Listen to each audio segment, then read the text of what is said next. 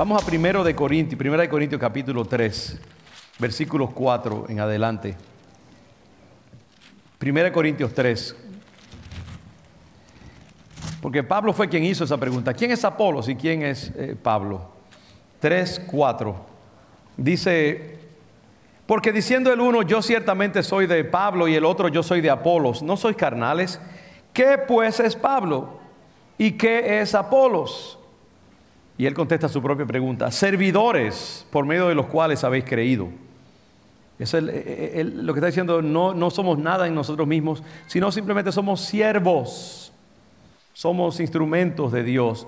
Somos servidores por medio de los cuales ustedes han creído.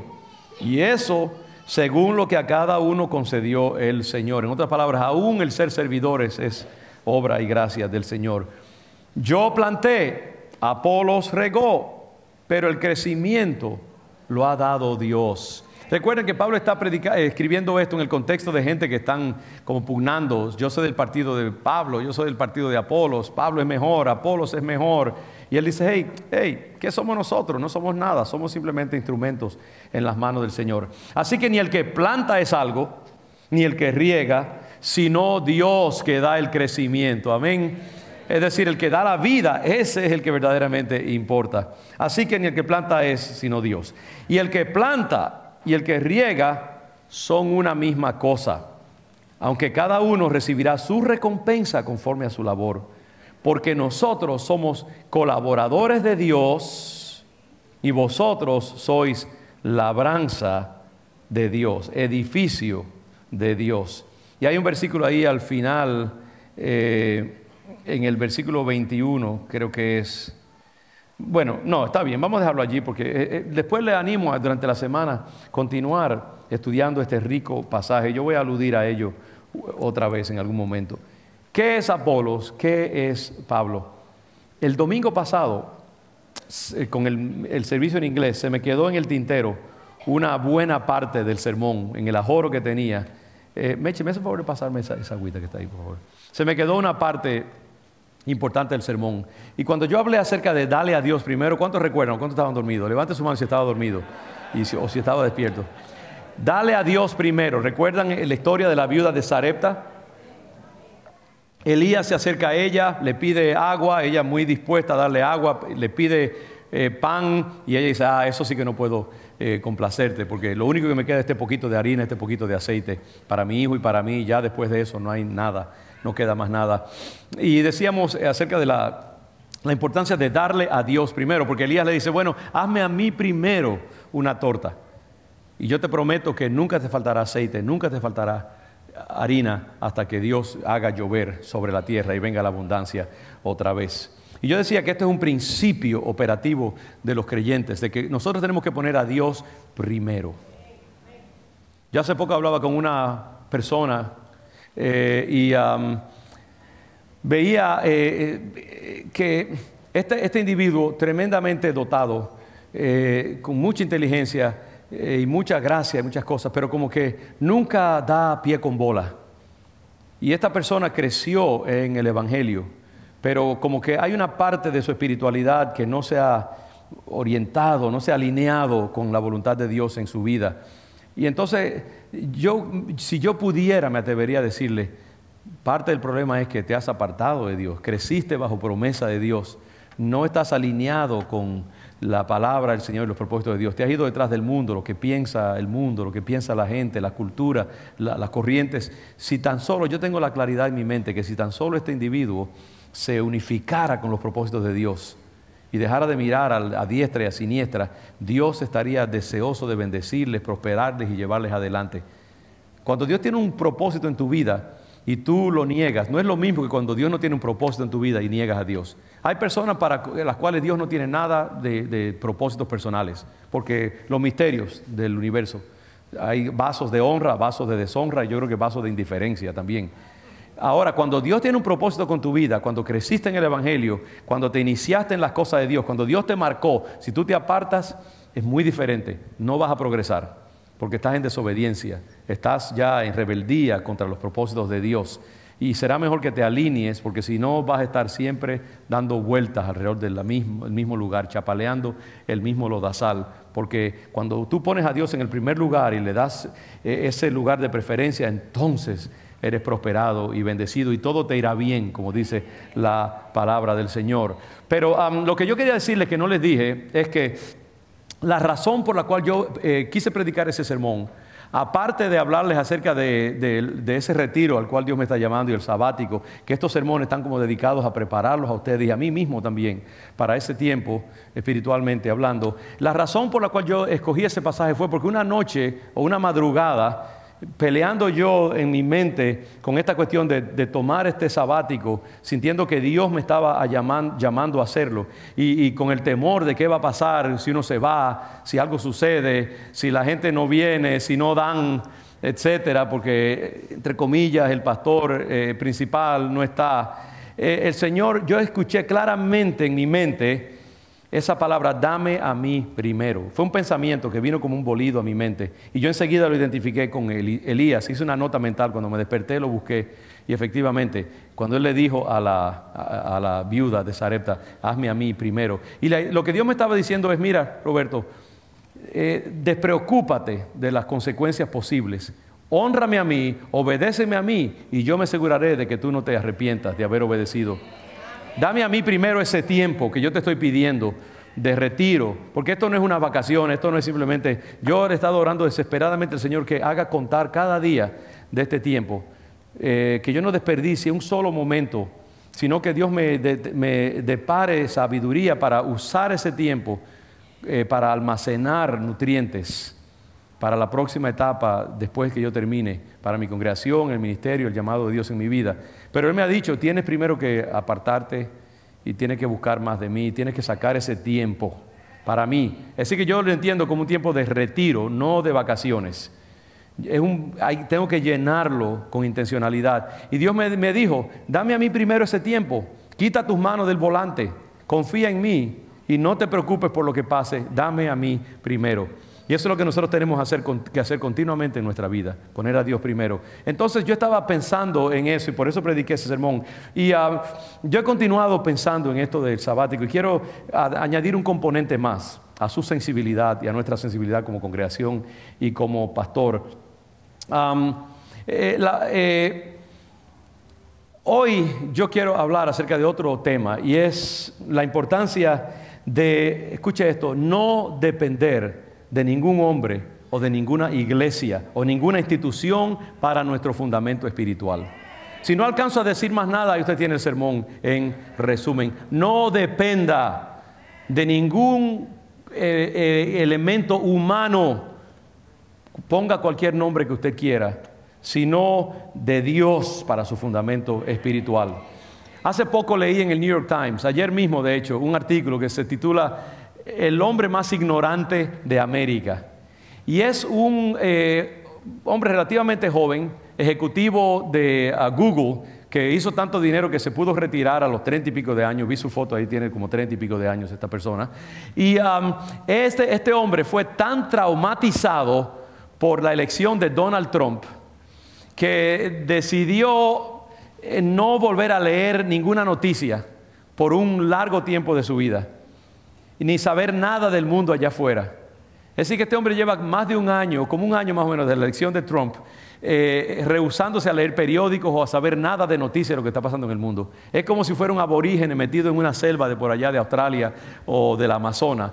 Y él llega hasta los extremos de ir a un café a tomar, que hace todos los días religiosamente en un lugar, un café, y de ponerse unos audífonos que tienen sonido blanco, ese white noise, para no escuchar la conversación alrededor, para no enterarse de nada de lo que está pasando en el mundo. Es decir, que él no sabe si Donald Trump murió y los chinos invadieron América o hubo una guerra civil. Él no sabe nada de eso porque él está completamente en un vacío de noticias y de nada que hay en el mundo. Si él dice que de vez en cuando se permite ver un juego de básquetbol porque es un fanático de un equipo, pero ni siquiera pone el sonido, lo pone en mute para que no se vaya a escapar una noticia o algo. Y cuando va a visitar a alguien a una casa de su familia o viene alguien, él absolutamente les prohíbe que digan nada de lo que está pasando en el mundo. fue tan traumatizado como tantos norteamericanos y muchos aquí presentes también, que esperaban que él no iba a ser el candidato elegido, que cuando vieron esto quedaron traumatizados completamente y decidieron mudarse para Canadá o para otro lugar o lo que fuera.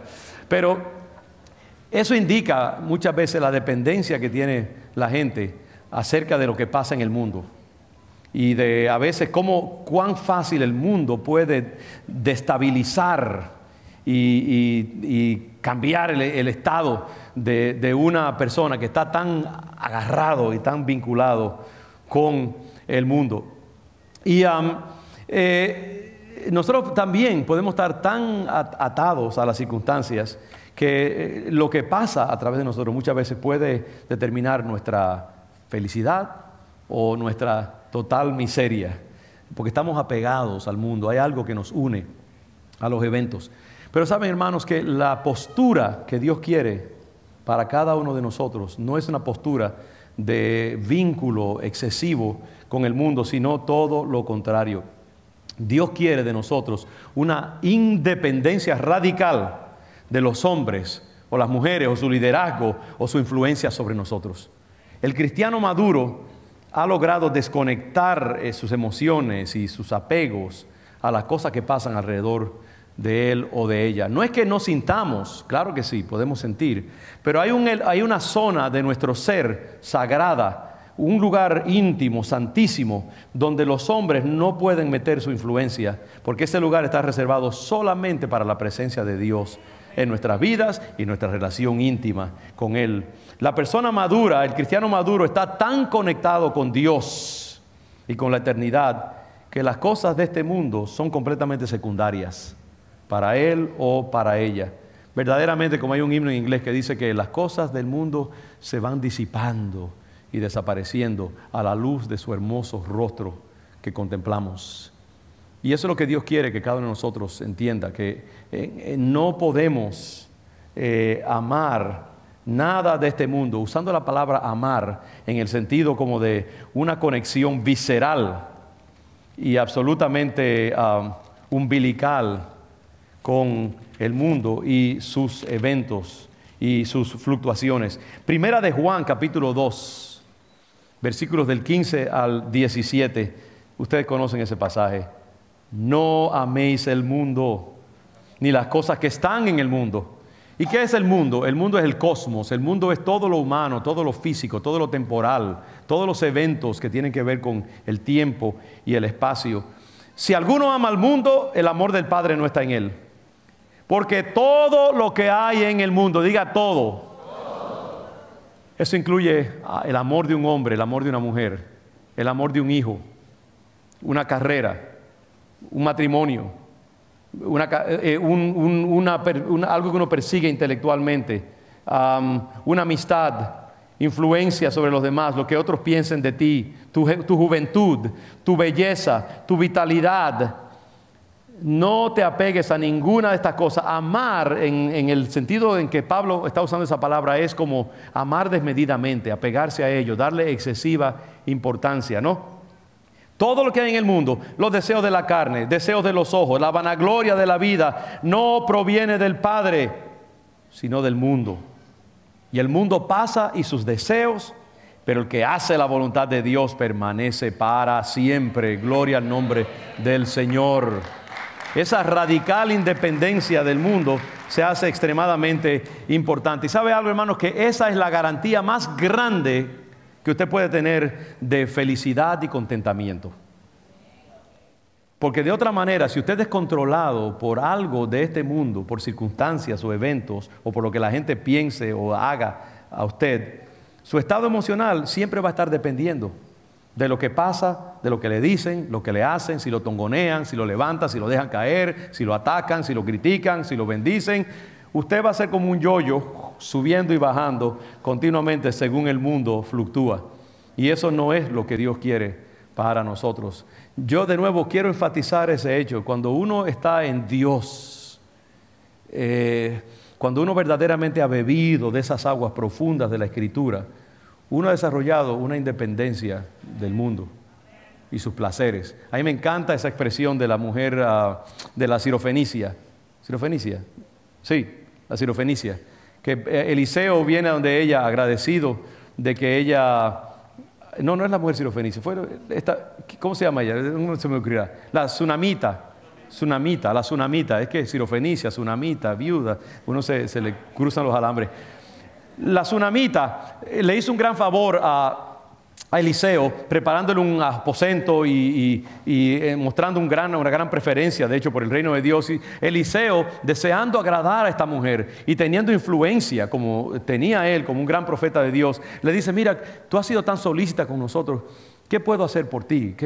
¿Tú quieres que yo te mande una carta de recomendación al general o ante el rey? ¿Quieres que busque algo que tú necesitas para tu negocio? Él está pensando que esta mujer como que opera a esos niveles de influencia, etcétera. Y ella le dice: muchas gracias, yo habito entre mi pueblo. Queriendo decirle: gracias, Eliseo, pero yo no necesito esas cosas. Yo estoy tranquila donde estoy.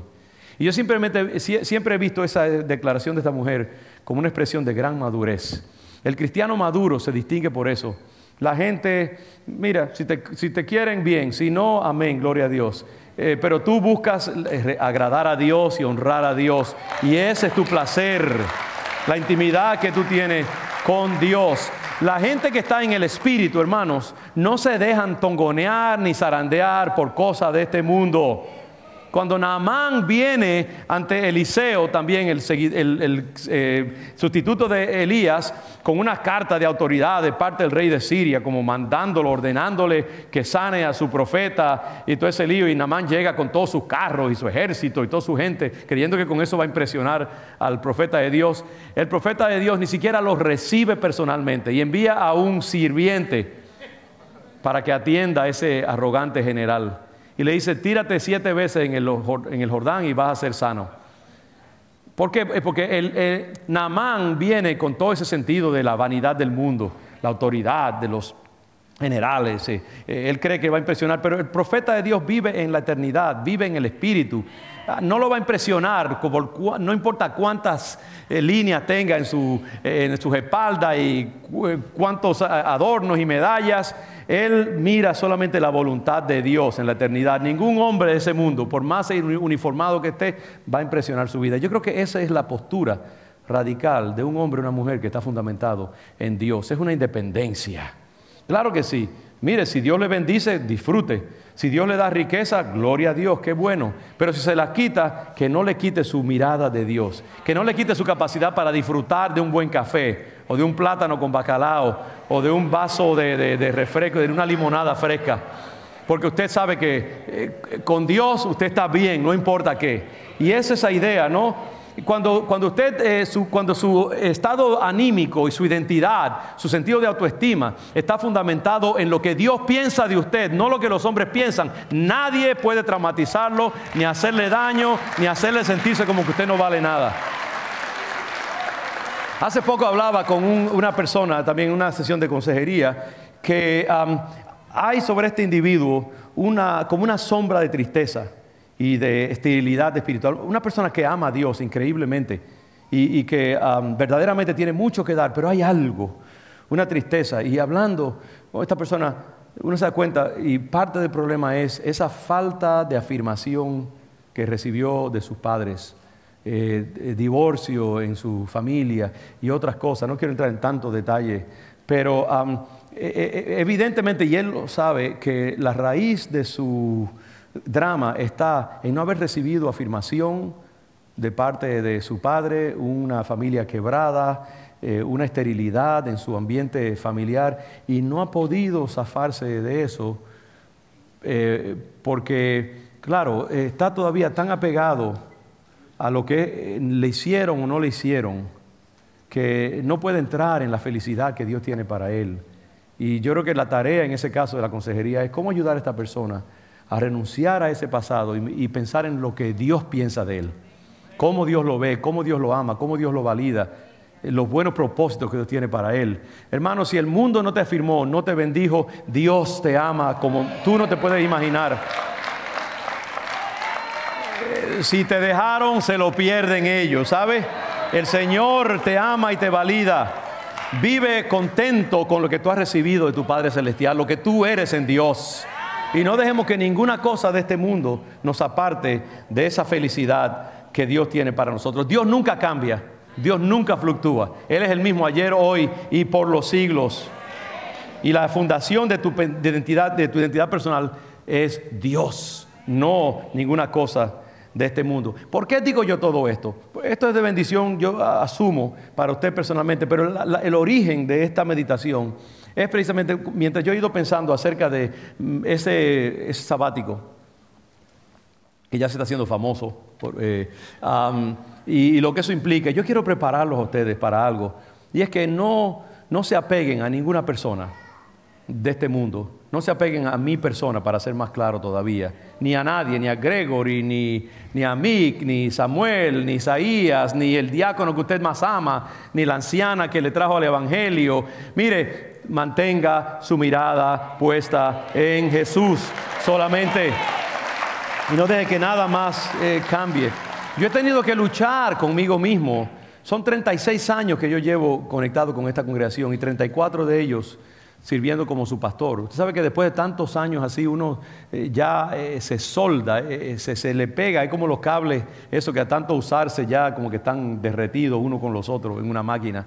Y así pasa con uno. Entonces uno como que tiene que romper ese vínculo umbilical de mi parte hacia ustedes y también de algunos hacia mí. Y yo he pensado acerca de eso, y lo que quiero es decirles, hermanos, que aunque yo, y déjenme decir otra cosa, me curo en salud, yo no tengo la menor intención. Ustedes van a tener que fumarme a mí hasta que yo me muera, si Dios no mete su mano. No. Eso sí, les digo, el día que yo comience a decir tonterías del púlpito, yo me voy. Y no me voy a quedar más tiempo de lo que debo, como hacemos a veces algunos pastores, eso sí. Pero yo le he delegado a Meche para que me diga cuando yo ya esté llegando a ese punto, que me lo deje saber, para no hacer el ridículo. Pero sí, no es que tenga intención, no estoy preparando a nadie para mi partida, ni cosas así, no se hagan ideas acerca de eso, ese no es el punto. Aunque algunos quizás estarían rogando, Padre, gracias, ilumínalo. No, pero estoy diciéndole que para este momento en particular, ¿no? Es importante que ustedes y que yo también me despegue en todo sentido. Y mi deseo, hermanos, es que esta iglesia continúe funcionando como si ustedes no se dieran cuenta de que yo no estoy. Y yo les comisiono hoy, yo quería hacerlo más adelante, pero ahora mismo tengo esa libertad del Espíritu. Yo les comisiono a todos ustedes, los que están aquí, los que no están aquí por extensión, a que respalden a su congregación en los próximos 3 meses. Amén. Reciba ese llamado ahora mismo en su espíritu. Usted no, yo no soy Dios, yo no soy Jesucristo, yo no soy el Mesías, ¿sabe? El mismo Señor que ha estado con nosotros hasta aquí estará con ustedes a través de todo este tiempo. Tenemos un gran grupo de líderes, de pastores asociados extraordinarios, diáconos fabulosos, miembros de esta congregación, líderes que dan tanto al Señor. Y ustedes en realidad, usados por el Espíritu Santo, son la explicación del milagro que es Congregación León de Judá, no yo. Son ustedes los que están haciendo cosas maravillosas continuamente, comenzando ministerios, iniciando grandes esfuerzos misioneros, fortaleciendo la ciudad. Todas esas cosas, yo no he iniciado ni una sola de ellas, hermanos. Lo han iniciado ustedes. Yo simplemente he tenido la sagacidad de decir, hey, eso está bueno, sigue adelante, llámame cuando termine. Y después la gente cree, no, quizás yo soy el que cuida el jardín y le quita las hierbas malas, eso es todo. Pero en realidad el milagro son ustedes. Y yo creo que ustedes deben, sabe que en este tiempo de la historia, por eso yo no me molesto muchas veces ni siquiera con cuestión de membresías y todo eso, porque en este tiempo de la historia ya la gente no tiene lealtad hacia una iglesia muchas veces.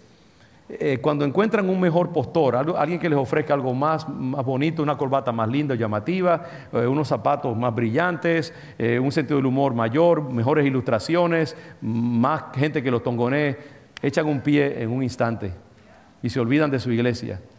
Eso hace daño en muchas maneras, porque entonces lo que pasa es que muchos pastores dicen, pues ¿para qué me voy a matar para esta gente si me van a dar la patada en cualquier momento? No. Ustedes son diferentes, de paso, digo, me curo en salud. Pero la falta de lealtad muchas veces que uno ve en la gente va en las dos direcciones. Le hace daño a la iglesia, pero también le hace daño al pueblo.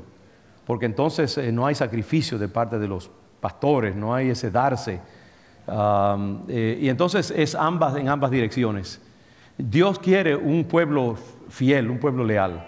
Ahora, si hay abuso en la iglesia, si hay falta de integridad, si hay opresión, huya por su vida. Si no hay buena palabra, si no hay buena enseñanza, si no hay buen liderazgo, buen cuidado. Pero si esas cosas están, no se vaya atrás de una falda por allí que está ofreciéndole algo mejor. Es lo que pasa hoy en día. El sentido de lealtad en el matrimonio, el sentido de compromiso en la amistad, eso se ha perdido en la dinámica de esta cultura moderna, frenética, dinámica, donde las lealtades duran muy poco. Y antes, años atrás, una persona nacía en una congregación y se moría en esa congregación. Pero hoy en día no es así. Hoy en día, si alguien tiene un programa de radio mejor o está en enlace, pues nos vamos detrás de ellos. Porque no, hermano, comprométase. ¿Sabe cómo uno crece en una iglesia? Cuando se queda en ella contra viento y marea. Y uno aprende. ¿Sabe que Dios usa los irritantes de una congregación tanto como las cosas obvias que bendicen? Ustedes han oído la historia de cómo se forma una perla. En uno de estos moluscos cae un grano de arena que irrita la piel e irrita la carne de ese. ¿Cuáles son clams? ¿Cómo se llama eso? Una ostra. Cae un granito de arena, irrita la ostra y la ostra comienza a secretar una sustancia para cubrir eso. Y poco a poco lo va echando más y más y más. ¿Y sabe lo que nace de ahí? Una perla.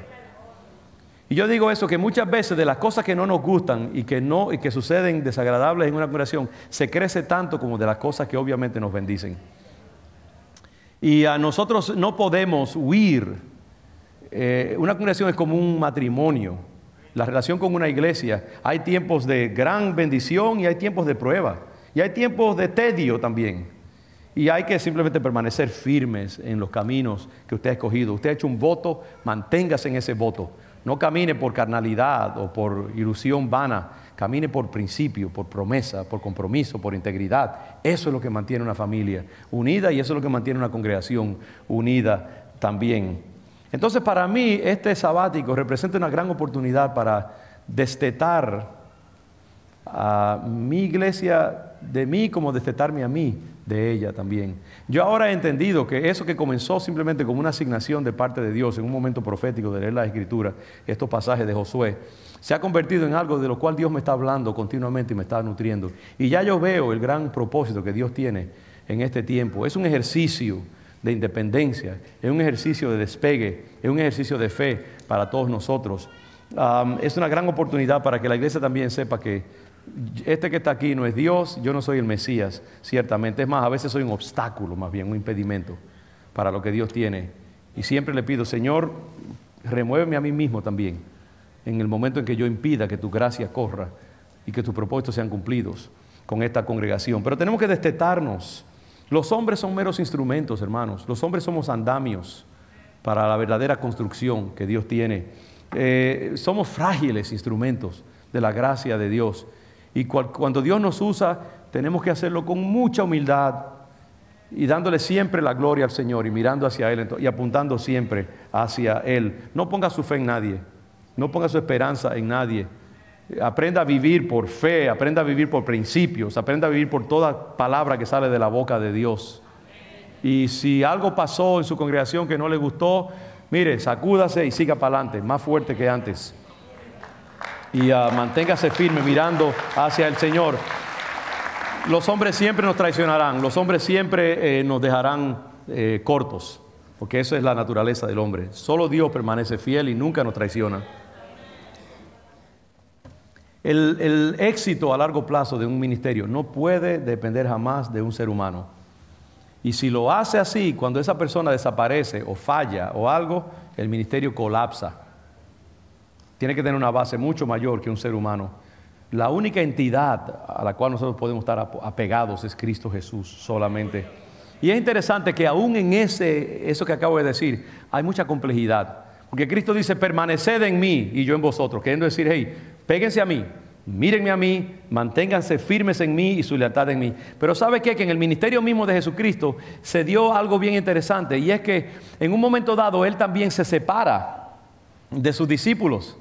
Tenemos ahí el famoso pasaje en Juan capítulo 16, comenzando con el versículo 4, en que el Señor, preparando a sus discípulos para su inminente crucifixión y arresto y muerte, les dice: hey, yo me voy, pero viene uno después de mí, y es bueno que yo me vaya, porque si yo no me voy, entonces ese consolador no vendría. Y Él tiene una función que yo no puedo desempeñar en mi presente manifestación física, humana, de la encarnación. Y entonces Él los prepara. En el versículo, la segunda parte del versículo 4 dice: esto no os lo dije al principio porque yo estaba con vosotros, pero ahora voy al que me envió, y ninguno de vosotros me pregunta: ¿a dónde vas? Antes, porque os he dicho estas cosas, es de que Él se va, tristeza ha llenado vuestro corazón. Pero yo os digo la verdad, os conviene que yo me vaya, porque si no me fuera, el Consolador no vendría a vosotros. Pero si me fuere, os lo enviaré. Y cuando Él venga, convencerá al mundo de pecado, de justicia y de juicio. Y entonces habla en el versículo 12, cuando venga el Espíritu, el 13, pero cuando venga el Espíritu de verdad, Él os guiará a toda la verdad, porque no hablará por su propia cuenta, sino que hablará todo lo que oyere, y os hará saber las cosas que habrán de venir. Él me glorificará, porque tomará de lo mío y os lo hará saber. Entonces Él le está diciendo: hey, sabe que yo me voy, pero qué bueno que me voy, porque les va a ir mucho mejor a ustedes. Porque mientras yo estoy en mi manifestación humana, estoy limitado al tiempo, al espacio, a las leyes hasta cierto punto de la física. Pero cuando yo me vaya, yo voy entonces a estar en el cielo al lado de mi Padre, intercediendo por ustedes, reforzando sus oraciones, y voy a enviar a uno que va a estar dentro de ustedes y no solamente con ustedes como yo estoy. En otras palabras, el Señor dice: sí, yo me voy a separar, pero va a ser mucho mejor que yo me separe físicamente de ustedes, porque voy a enviar al Espíritu Santo. Saben, hermanos, que la iglesia de Jesucristo, la iglesia con I mayúscula, es el experimento más radical y audaz de delegación que jamás se haya dado en la historia humana. Delegar. Piensen que la misión más importante en todo el universo, la salvación de almas, el cuidado de almas, la redención del mundo, Dios se la ha delegado a una cantidad de seres imperfectos como nosotros. Y Dios ha dicho: hey, esta es mi iglesia, escúchenla a ella, dejen que ella les guíe y les dirija, y confíen en mi Espíritu Santo para llevar a cabo la labor de la redención del mundo. Entonces el Señor quiso destetarlos de Él físicamente, aún mientras les decía: permanezcan en mí. Así que hay una complejidad allí bien interesante. Ahora, ¿qué pasa? ¿Escucharon los discípulos ese mensaje? ¿Lo internalizaron? ¿Lo validaron? No. Cuando Jesús es arrestado, crucificado y puesto en la tumba, ¿qué hacen los discípulos? Echan un pie, se mandan a correr, se escandalizan. Pedro lo niega varias veces, los demás, ahí está la historia de Maús, el camino de Maús. Nosotros pensábamos que Él era el que había de redimir a Israel. Todos los mensajes del Señor dependan del Espíritu Santo. Yo me voy, pero yo voy a volver, yo voy a estar en el cielo. Yo tengo que morir, tengo que estar 3 días en la tumba. No escucharon. ¿Por qué? Yo creo que porque había algo en sus corazones que no les dejó percibir lo que el Señor estaba diciendo. ¿Sabe usted que muchas veces lo que hay en su corazón o le hace proyectar cosas que la gente supuestamente dice que ellos no dijeron, o le impide escuchar las cosas que ellos quieren que usted escuche? Porque hay una voz interna que sirve como una interferencia al mensaje que está recibiendo. ¿Por qué fallaron la prueba estos discípulos? Yo diría que porque no habían escuchado ni habían internalizado verdaderamente las enseñanzas de Jesús, porque para muchos de ellos su corazón no estaba en el lugar correcto, y muchos de ellos estaban siendo atraídos a Jesucristo por razones equivocadas.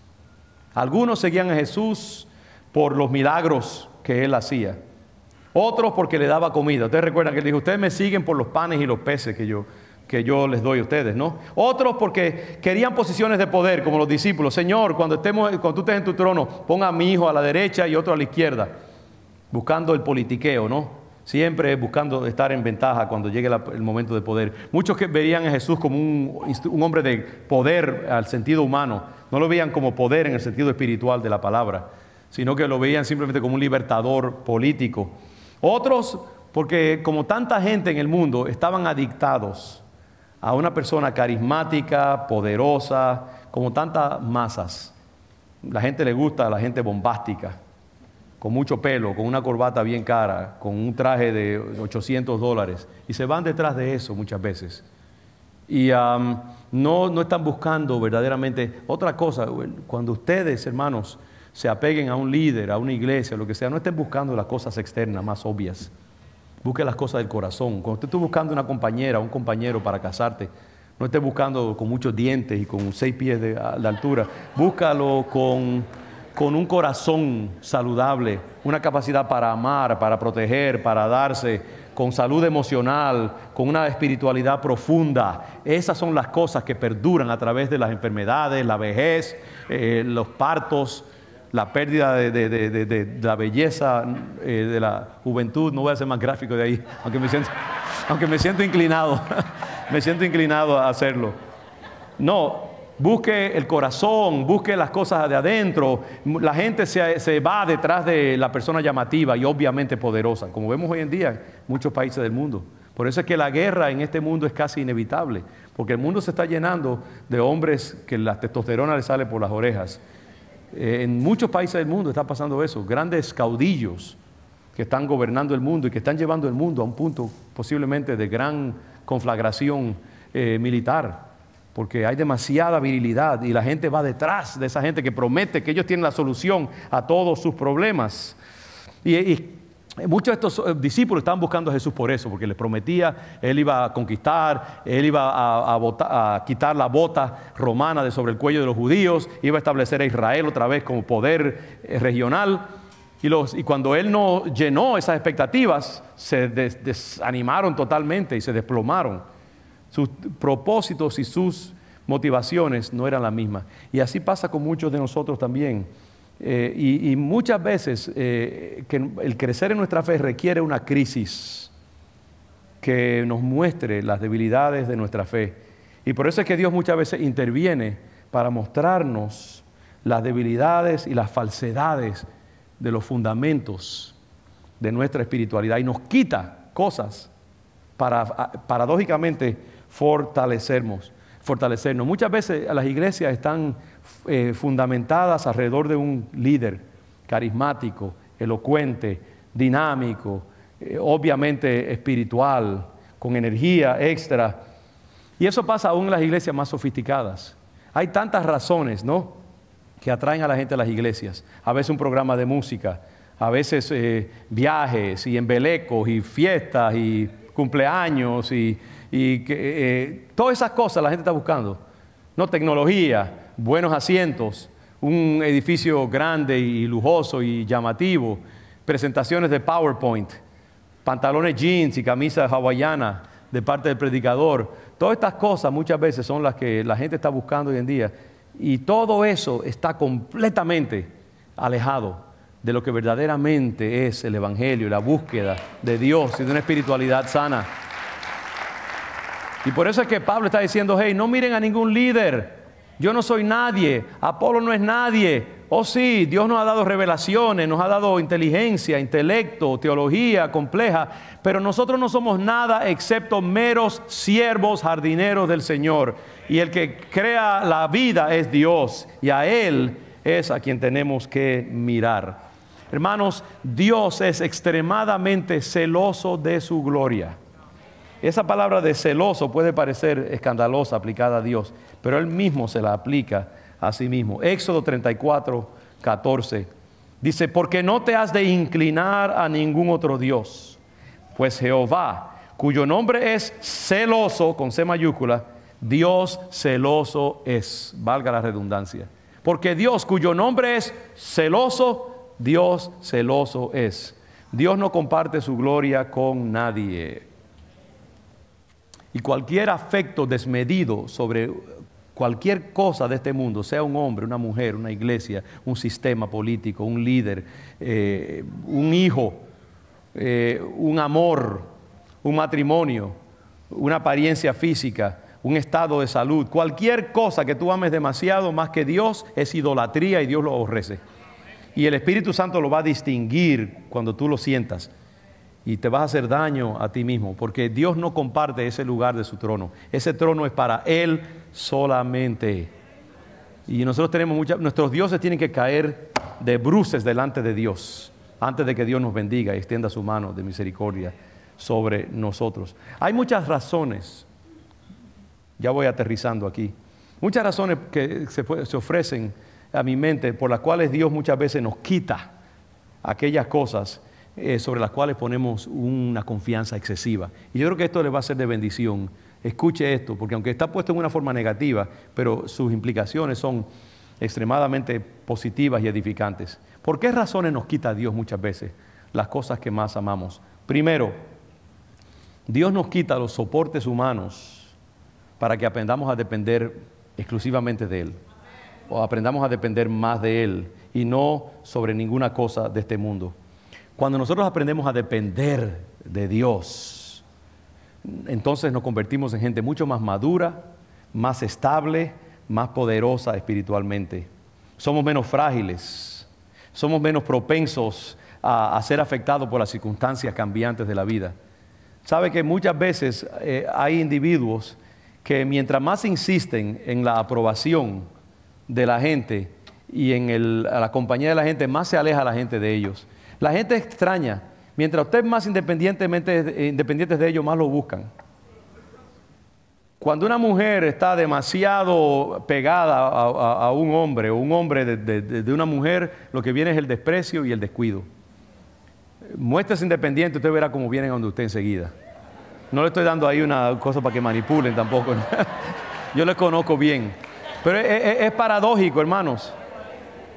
Solamente la persona radicalmente independiente de los demás puede ser verdaderamente atractiva a los demás y bendecir a los demás. Es una paradoja. Pero mientras usted más se independiza del mundo, más el mundo lo va a necesitar, le va a buscar y se va a beneficiar de su influencia.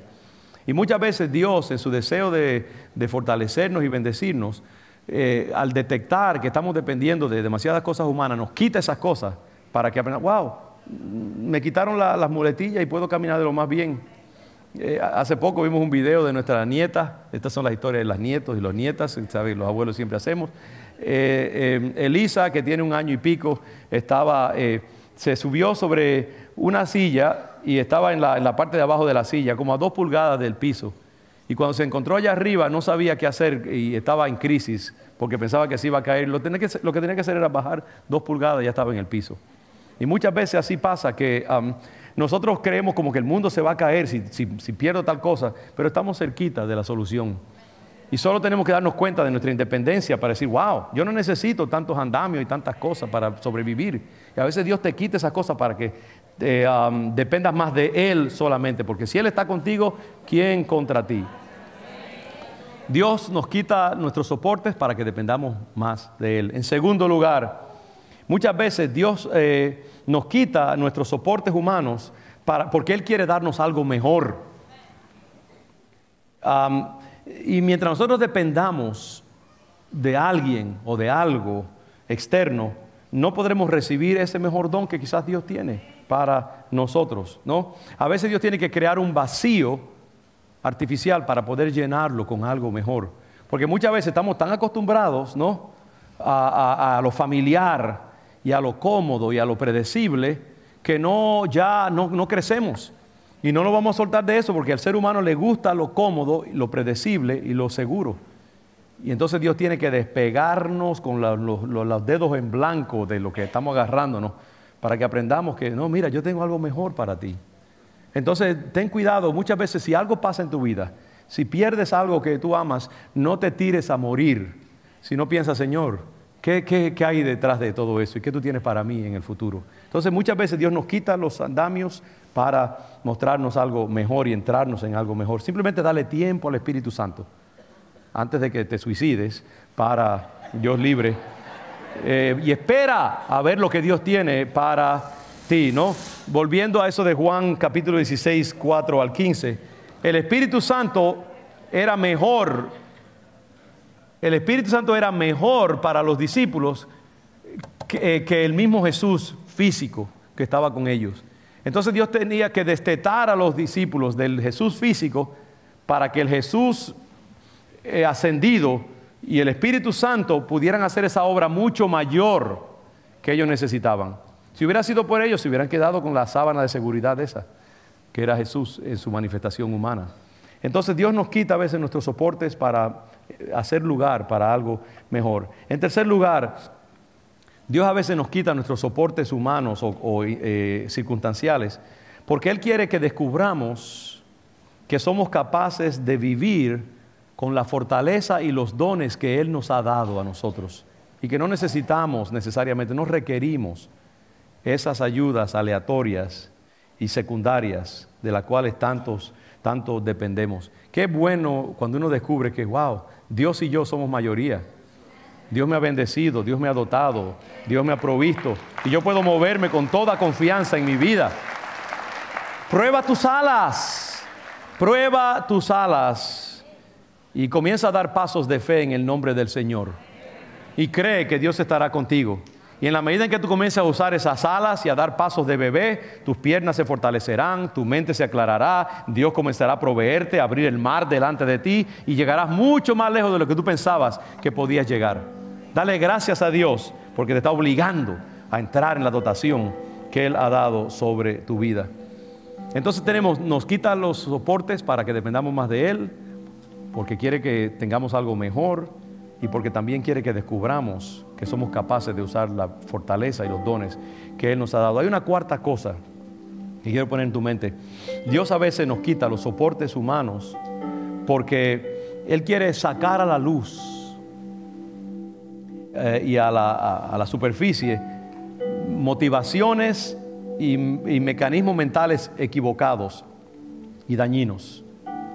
Sabe que Dios es un excelente psicoanalista y que Él muchas veces se las arregla en la vida para proveer circunstancias que te traen iluminación y te dice, wow, ahora yo entiendo lo que está pasando dentro de mí. Y a veces Dios coordina circunstancias que obligan eso que está, ese residuo, ese sustrato que está en el fondo de tu psiquis y de tu espíritu, a salir afuera como una grasa, que entonces tú puedes coger una cuchara y quitarla y tener un líquido más bendecido, más saludable. Wow, qué bien salió eso. Apúntemelo ahí para que no se me olvide. Dios usa circunstancias negativas en nuestra vida para sacar a la luz mecanismos destructivos en nuestro ser.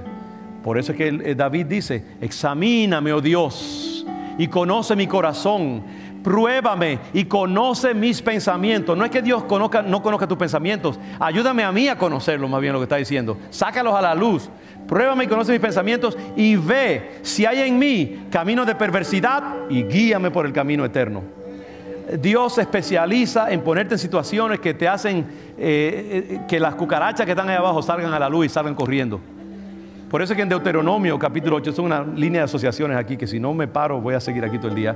Cuando el Señor le habla a los hebreos y le dice, recuerda el camino por donde yo te llevé en el desierto, un desierto terrible, y te hice pasar hambre y comer cosas fundamentales y básicas, y tu vestido no se envejeció, tus zapatos no se cayeron de ti, te di maná todos los días para que cuando entres a la tierra prometida te recuerdes de quién yo soy. Y les dice, ustedes me van a traicionar, aún así, le dice, porque son un pueblo duro y difícil. Pero Dios los tuvo allí en el desierto. Cuando usted está en un desierto, como yo he estado, y no hay nada alrededor que lo distraiga, una monotonía monocromática, no hay muchos árboles, no hay vegetación, no hay agua, no hay montañas así grandísimas, todo es tierra y arena. Tu mente tiene una capacidad increíble para concentrarse, porque no tiene nada que la distraiga. El desierto es un lugar maravilloso, la oscuridad es bella, porque te permite entrar y descubrir cosas que están dentro de ti. Y a veces Dios nos pone en desiertos en la vida para que crezcamos y entendamos cosas que están dentro de nosotros.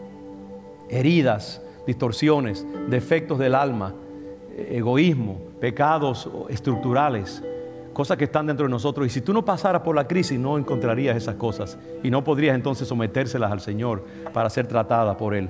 Así que Dios muchas veces te quita las cosas que te deleitan y te distraen para mostrarte los fundamentos fallidos que hay dentro de ti y para que los puedas fortalecer y entonces entrar en una dimensión mayor. Jonás odiaba a la gente de Nínive porque habían oprimido a su nación. Y cuando Dios le dice, ve y llévales un mensaje de destrucción si no se arrepienten, él no lo hace porque él piensa que si se arrepienten, Dios los va a bendecir. Imagínense, qué gran pastor, ¿eh? Entonces se va lejos, Dios lo trae de vuelta y finalmente da el mensaje de juicio inminente si no se arrepienten. Y para su desagrado, el rey de Nínive se arrepiente y declara un ayuno. Y todo el pueblo se humilla delante de Dios y Dios los perdona. Y Jonás se pone furioso y le dice, tú ves, por eso es que yo no quería predicarle a esa gente, porque sabía que si se arrepentían, tú los ibas a bendecir. Y mira ahí exactamente lo que yo predije. Entonces Dios le dice, ok, te voy a mostrar algo. Y le induce un sueño y hace que venga un calor terrible. Y Jonás está asfixiando del calor. Y Dios crea artificialmente una viña, una parra que lo cubre y le da descanso del calor del sol. Y ahí está Jonás disfrutando y echándose ese fresquito tan bueno de esa parra que le cubre. Y entonces se acuesta, descansa. Y Dios de momento así quema la parra y le quita la cobija. Y Jonás se pone furioso de nuevo porque era sangrigordo, parece. Y entonces Dios le quita el placer, ¿no? Dios le quita la defensa. Y entonces Dios le dice, ajá, tú te molestas porque yo maté algo sencillo como una parra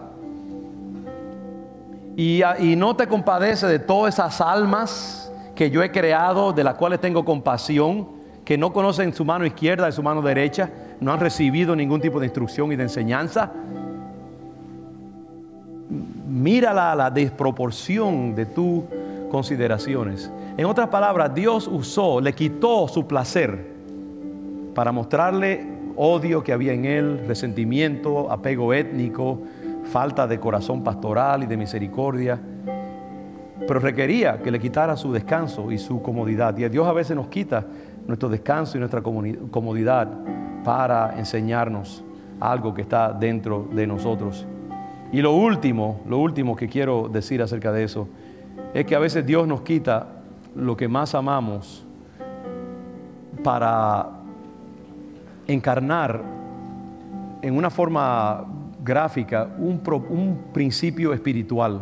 ¿Sabe que Dios está continuamente emitiendo mensajes que solo captan las personas que Él quiere?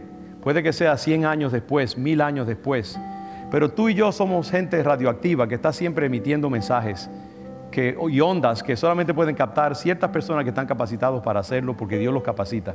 Es como esas ondas de visión que no vemos con nuestros ojos porque no son capaces de ver esas ondas infrarrojas y otras ondas que hay en el mundo. Nosotros vemos solamente un pedacito de lo que es el mundo en realidad. Y así Dios a veces está encarnando principios espirituales en nosotros y dando lecciones y emitiendo su gloria y dando mensajes a los principados y a las potestades, dando declaraciones para la eternidad. Y Él se goza en que nosotros seamos como mensajeros de un mensaje que va más allá de cualquier ser humano.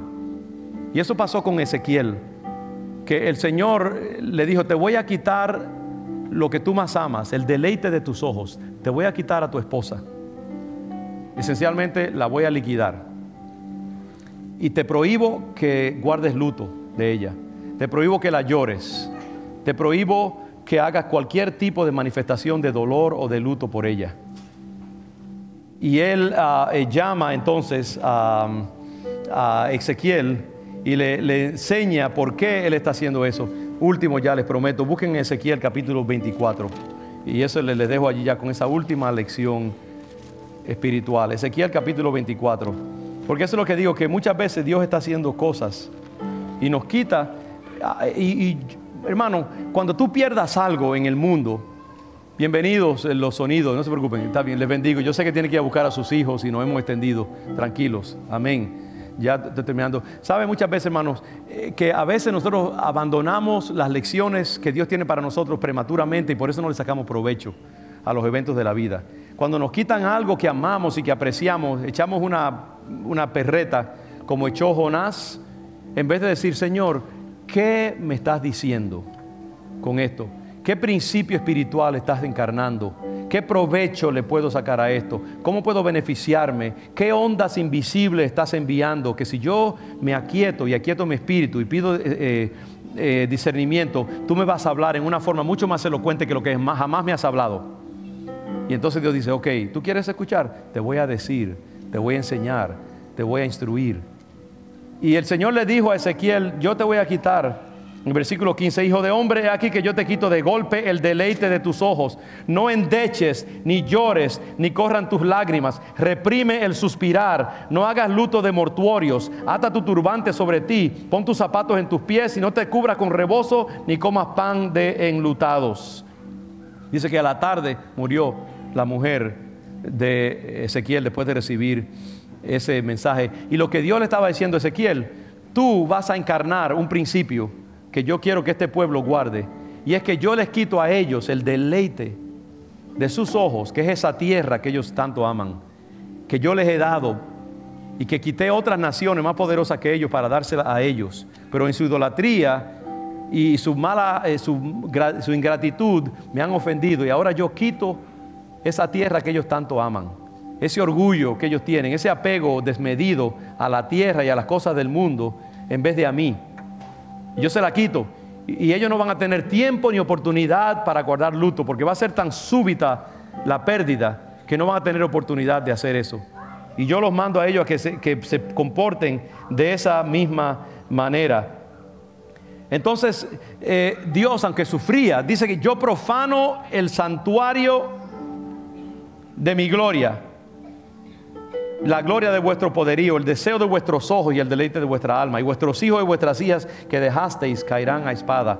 Ezequiel en ese momento estaba constituyendo en un portador de un mensaje muy poderoso de Dios, encarnando el drama de Dios y el drama de toda una nación. Y yo digo que muchas veces, hermanos, nosotros recibimos situaciones en nuestra vida que no tienen nada que ver necesariamente con una explicación inmediata que Dios te dé o un provecho inmediato que tú recibas. Quizás el provecho de ese evento vendrá 20 años después, 10 años después, o simplemente es para consumo exclusivo de Dios y los ángeles, o de los principados y las potestades. Y tú has sido escogido para ser el portador de ese mensaje profético. Nada que pasa en la vida de un ser humano depende de uno mismo, ni es solamente para uno. La Biblia dice que tenemos una gran nube de testigos alrededor de nosotros y tenemos que vivir nuestra vida con esa intencionalidad, con ese sentido de importancia. Nosotros somos portadores de mensajes de Dios y siempre hay alguien o algo mirando y siendo testigo de nuestro drama. Vivamos de esa manera y Dios nos quitará las cosas que amamos muchas veces. Él tendrá que usar y violar nuestras preferencias para Él ser glorificado. Y amén. Yo quiero ser un instrumento de Dios y de su gloria, cueste lo que cueste, lo digo con temor y temblor. Entonces, hermanos, el sustrato, la suma de todo lo que he dicho, no se dejen afectar más allá de lo necesario de este tiempo en que entramos. Yo les comisiono en el nombre del Señor a que se mantengan firmes en su compromiso con su iglesia, con sus líderes, con este proceso que estamos viviendo, con lo que Dios tiene para nosotros. Venga con venganza, venga más que nunca, dé más que nunca. Si se va de vacaciones, asegúrese de dejar el diezmo con anticipación o de mandarlo por correo o lo que sea. Diga, mi iglesia me necesita en este tiempo más que nunca, y dé un voto de fe y de confianza. No viva por esos principios fluctuantes y superficiales de la gente. Hoy en día usted no se da cuenta cuán ofendido está el corazón de Dios por la superficialidad de su pueblo. Estamos buscando cantidad de cosas que nada tienen que ver con la experiencia cristiana. Busquemos al Cristo de los panes y los peces, y Él se asegurará de nunca traicionarnos ni decepcionarnos. Les bendigo en el nombre del Señor.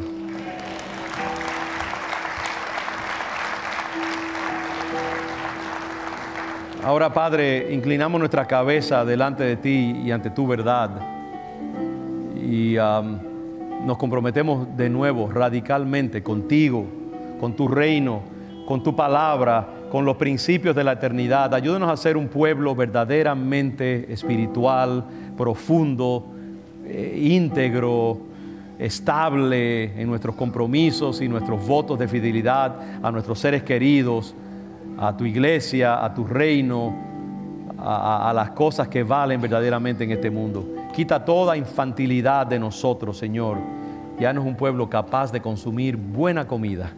Yo bendigo a esta iglesia que tú has levantado y bendigo las almas que militan dentro de ella, Padre. Nos constituimos en puntales para tu eternidad.